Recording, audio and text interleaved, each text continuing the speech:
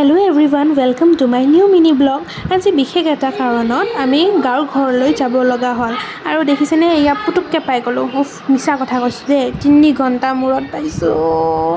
ভাগৰ লাগিছে আৰু একদম ভাগৰক পাত্তা দিয়া নাই, ডাইৰেক্ট থিয়েটাৰ চাব গুচি আহিলোঁ পাঠশালালৈ।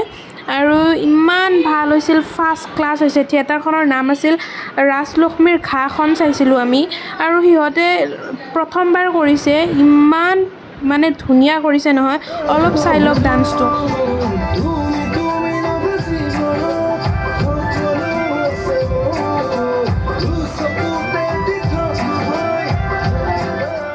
এয়া থিয়েটাৰ শেষ হ'ল, চালোঁ, ভাল লাগিল, বহুত ভাল লাগিল। এতিয়া ভাতকেইটা খাই লওঁ পাঠশালাত খুৰীমাহঁতৰ তাত, আৰু এয়া এতিয়া নিজৰ ঘৰত যাই আছোঁ।